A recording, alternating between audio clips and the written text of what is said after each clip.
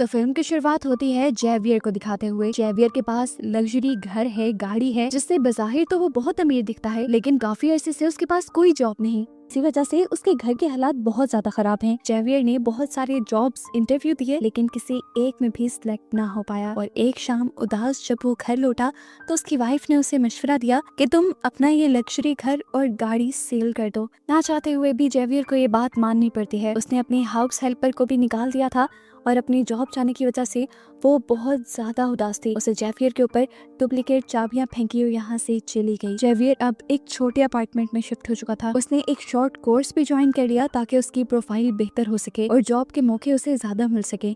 साथ ही साथ वो इंटरव्यूज भी देता रहा। काफी सारों में तो नाकामी मिली, लेकिन फाइनली फिर उसे एक जॉब मिल भी गई। वो बहुत ज्यादा खुश था, लेकिन जब तक उसे ये पता नहीं चला कि उसे पहले 6 महीने इस कंपनी में अनपेड इंटर्नशिप करनी होगी, समझने कि फ्री में काम करना होगा एक्सपीरियंस के लिए।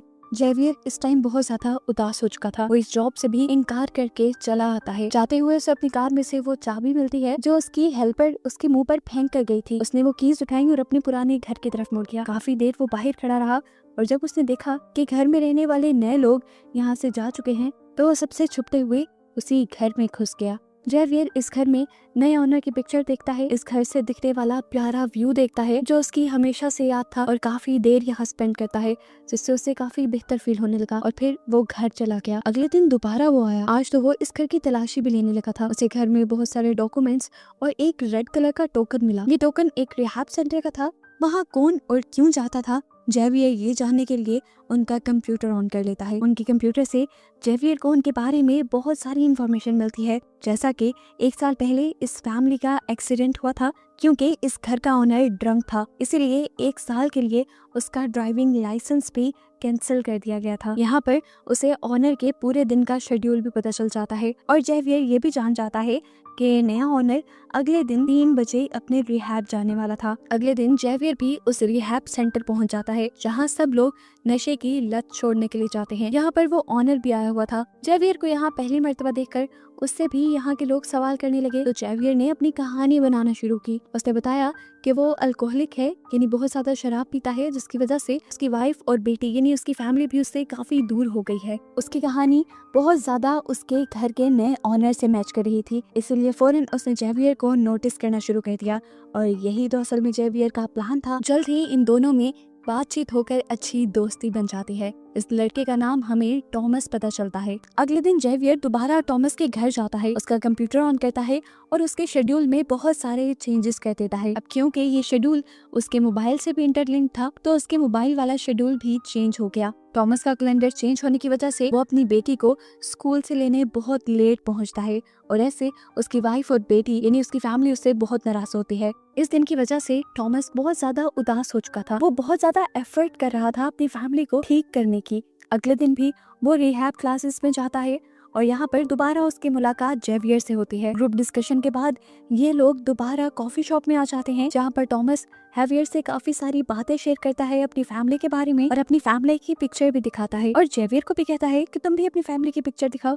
तो जेवियर कहता है अभी तो मेरे पास पिक्चर नहीं, लेकिन कल को मैं जरूर दिखाऊंगा। इनकी दोस्ती इतनी बढ़ जाती है कि टॉमस जेवियर को अपने घर बुला लेता है। जेवियर को इस पॉइंट पे ऐसे खुशी होती है जैसे उसका कोई मिशन कंप्लीट हो गया हो। अगले दिन वो अपने पुराने घर यानी टॉमस के घर बुके लेकर पहुंच जाता है।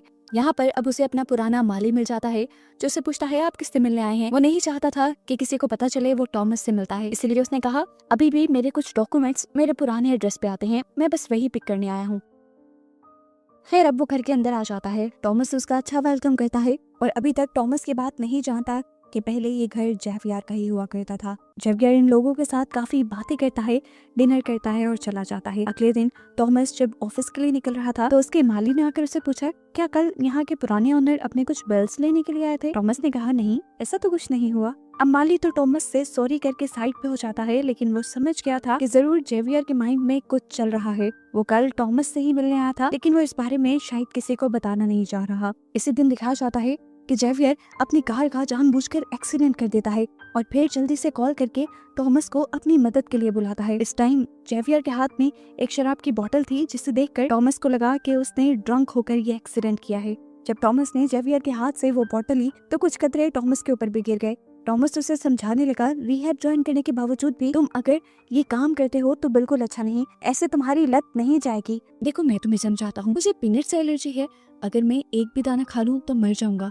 तुम भी ड्रिंक करने को ऐसा ही समझो, अगर तुमने ड्रिंक किया तो तुम मर जाओगे। जेवियर उससे कहता है, मैं ड्रिंक करना नहीं चाहता था, लेकिन कल जब मैं तुम्हारे घर आया तो मैंने देखा तुम अपनी जिंदगी कितने अच्छे से मेंटेन करते हो, तुम्हारी फैमिली है, तुम एक कंपनी के वाइस प्रेसिडेंट भी हो, लेकिन मैं ना मेरे पास जॉब है और ना ही मेरी फैमिली मेरे सपोर्ट में है। मैं अपने दुख को काबू नहीं कर सका, इसलिए मैंने ड्रिंक की। टॉमस कहता है, ऐसा कुछ नहीं जैसा तुम्हें नजर आ रहा है, मैंने भी सब चीजों को बैलेंस करने में बहुत मेहनत की है, और वो कंपनी जहाँ मैं वाइस प्रेसिडेंट हूँ वो असल में मेरी नहीं है, मेरे फादर इन लॉ की है। जेवियर उसकी सारी बात सुनकर उससे कहता है, अच्छा मुझे कुछ देर के लिए तुम्हारा फोन चाहिए, मेरा फोन डेड है और मुझे कार टो करने के लिए किसी को बुलाना है यहाँ। टॉमस उसे फोन दे देता है, लेकिन कॉल करने से पहले वो अपने आप को एक मेल भी करता है। उसने ऐसा क्यों किया ये आगे रिवील होगा। इस सब में उसने टॉमस से प्रॉमिस भी ले लिया था कि तुम घर जाकर अपनी वाइफ को इस बारे में कुछ ना बताना, वो पता नहीं मेरे बारे में क्या सोचेंगी।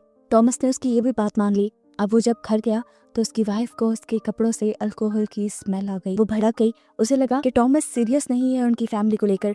वो दोबारा अपनी उन्हीं हरकतों पर उतर आया है जिसकी वजह से उसकी फैमिली एक बहुत बड़े मसले में आ चुकी थी पहले भी। और यहाँ पर टॉमस को अपनी वाइफ को बताना पड़ता है कि ड्रिंक मैंने नहीं किया था बल्कि जेवियर ने किया था, मैंने बस उसकी मदद की। सिंकट होकर हमें जेवियर को दिखाया जाता है, जिसे उस टाइम उसकी माली की कॉल आती है और वो कहता है, मैं ये बात जान गया हूँ कि तुम अपने घर टॉमस से मिलने आए थे, कोई बिल्स लेने नहीं। अगर तुम चाहते हो कि ये बात मैं छुपा कर रखूं तो कल आकर मुझसे मिल लेना। मजबूरन जेवियर को उससे मिलना पड़ा।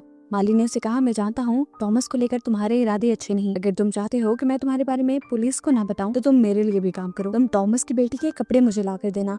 ये सुनकर जेवियर को बहुत गुस्सा आया कि कितना नीच आदमी था ये, लेकिन अभी उसे अपना प्लान भी खराब नहीं करना था, इसलिए वो मान गया। मजबूरी में जेवियर माली के काम से टॉमस के घर जाता है उस वक्त जब उसके घर पे कोई नहीं होता। अभी उसने अपना काम मुकम्मल नहीं किया था कि टॉमस की वाइफ घर वापस आ गई। वो बुरी तरह घबरा गया। मजे की बात कि टॉमस की वाइफ इस टाइम जेवियर को ही कॉल करने वाली थी, उसे कुछ कहना चाहती थी वो। उसने जैसे ही कॉल मिलाई तो यहाँ पर जेवियर का फोन बज गया, जिसकी आवाज उसने सुनी भी, लेकिन फिर अपने दिल का वहम समझकर वो अपना काम करके यहाँ से चली गई और फाइनली जेवियर बच गया। थोड़ी देर बाद हम देखते हैं कि जेवियर और टॉमस की वाइफ दोनों एक रेस्टोरेंट में मिले हैं, जहाँ पर टॉमस की वाइफ उससे कहती है कि मैं नहीं चाहती तुम टॉमस से मिलो, मैं नहीं चाहती कि पहले की तरह हम किसी बहुत बड़ी मुसीबत में आए। पहले भी उसकी अल्कोहल वाली आदत की वजह से हमारा बहुत बुरा एक्सीडेंट हुआ, उसमें तो हमारी जान बच गई, लेकिन अब मैं नहीं चाहती कि तुम्हारे साथ रहकर टॉमस को दोबारा अल्कोहल की आदत हो। यहाँ पर जेवियर उसके साथ भी खेल खेल जाता है और बताता है कि ड्रिंक मैंने नहीं की थी बल्कि खुद टॉमस ने की थी। वो उसे टॉमस का एक मेल भी दिखाता है जिसमें लिखा था, जल्दी से यहाँ आओ, मैं मुसीबत में फंस गया हूँ। ये असल में वही मेल है जो जेवियर ने टॉमस का फोन लेके अपने फोन पे उसी टाइम कर ली थी, यानी ये सारा प्लान उसने पहले से ही सोच रखा था। अब घर पे हम देखते हैं कि टॉमस की वाइफ और टॉमस के दरमियान में बहुत बुरी लड़ाई हो जाती है इस मिसअंडरस्टैंडिंग की वजह से। जेवियर के घर पे उसे एक पार्सल रिसीव होता है जिसमें हम देखते हैं कि पेपर स्प्रे और पीनट स्प्रे था। वो बड़ी ही चालाकी से पीनट स्प्रे को पेपर स्प्रे के अंदर इंजेक्ट कर देता है और बाकी बचे हुए सामान को फेंक देता है। जेवियर जिस टाइम ये सब कुछ कर रहा था वो ये नहीं जानता था कि उसकी वाइफ उस पर नजर रखे हुए है। वो अब ये लेकर टॉमस की वाइफ के पास जाना चाहता था, लेकिन उसे शक हो गया कि उसकी वाइफ उसका पीछा करने लगी है, इसीलिए वो अपने कोर्स सेंटर चला गया। जेवियर की वाइफ ने जब उसे क्लास में बैठा देखा तो वो रिलैक्स होकर यहाँ से चली गई। इसके बाद जेवियर गार्डनर से मिलने के लिए आता है। वो उसे टॉमस की बेटी के कपड़े दे देता है, लेकिन अब उसकी डिमांड और ज्यादा बढ़ गई थी। वो जेवियर से कहता है, तुम अब ये कैमरा टॉमस की बेटी के कमरे में लगा देना। जेवियर को लगा कि ये उसके लिए अब खतरा बनता जा रहा है, इसीलिए बड़ी ही जहानत से उसने माली को कुछ इस तरह से मारा कि हर किसी को उस माली की मौत एक हादसा लगी और जेवियर बिल्कुल नहीं फंसा। इसके बाद वो जाता है टॉमस के ऑफिस। वो टॉमस से मिलना चाह रहा था, लेकिन टॉमस को तो बहुत ज्यादा गुस्सा था क्योंकि पिछले ही दिन टॉमस की वाइफ से जेवियर ने झूठ जो बोल दिया था, जिसकी वजह से उन दोनों के दरमियान में मिसअंडरस्टैंडिंग भी हो गई थी। इसी गुस्से में टॉमस जेवियर को इतना मारता है कि उसके मुंह और नाक से खून निकलने लग जाता है। ऐसी ही हालत में जेवियर बैंडेज कराने नहीं जाता बल्कि जाता है टॉमस की वाइफ के पास और उसे कहता है, देखो तुम्हारे हस्बैंड ने मेरा क्या हाल किया। एक और झूठ वो बोलता है कि टॉमस ने हम दोनों को रेस्टोरेंट में बैठे हुए देख लिया था और अब उसे लग रहा है कि हम दोनों का अफेयर चल रहा है। वो टॉमस की वाइफ से कहता है, मुझे लगता है कि टॉमस की अल्कोहल वाली आदत अब और ज्यादा बढ़ती जा रही है।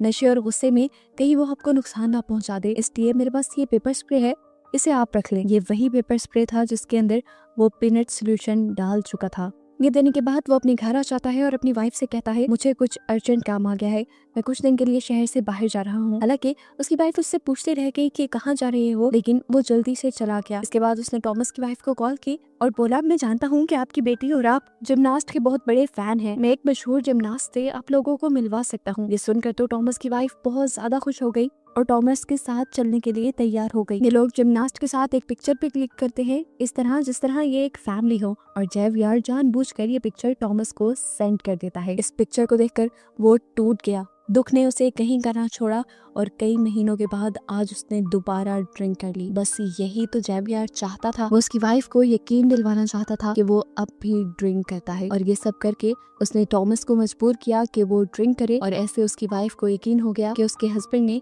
कभी ड्रिंक करना छोड़ा ही नहीं, बल्कि वो तो उसे बेवकूफ बना रहा था। इससे पहले कि टॉमस की वाइफ कुछ रिएक्ट करती, टॉमस ही गुस्सा करने लग गया क्योंकि उसने इन दोनों को जेवियर के साथ आते देख लिया था। वो तो अपनी वाइफ को पीटने पे उतर आया।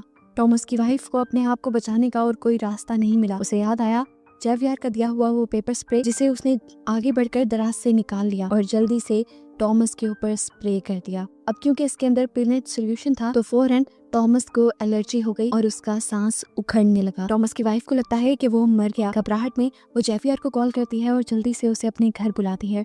जेवियर पहले उसे काम डाउन करता है और उसे एक कमरे में भेज देता है। फिर वो टॉमस के पास आता है तो देखता है कि टॉमस अभी जिंदा था लेकिन तड़प रहा था, लेकिन जेवियर नहीं चाहता था कि टॉमस जिंदा रहे, इसीलिए वो उसके मुंह पे अपने हाथ रख के उसे मार देता है।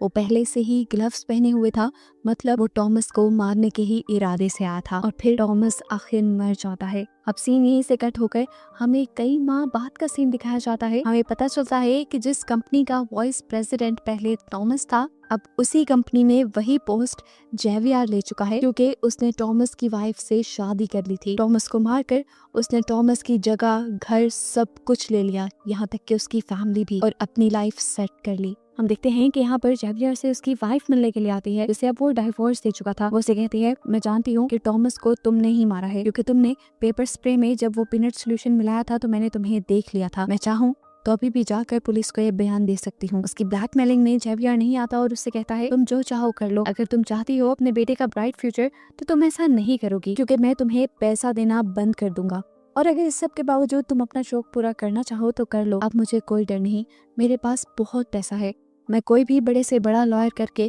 ये केस जीत जाऊंगा और तुम्हारे हाथ कुछ नहीं आएगा। इसके बाद जेवियर की एक्स वाइफ वहाँ से चली जाती है और जेवियर अब अपने पुराने घर आता है, जिसे वो पहले बेच चुका था, लेकिन ये घर अब दोबारा उसी का हो चुका था। वहाँ वो टॉमस की वाइफ और बेटी को प्यार करता है, जो कि अब उसकी वाइफ और बेटी है। जेवियर इन दोनों के साथ खुश है, उसकी लाइफ अब सेट है, और बस यही दिखाते हुए ये मूवी यहाँ खत्म हो जाती है।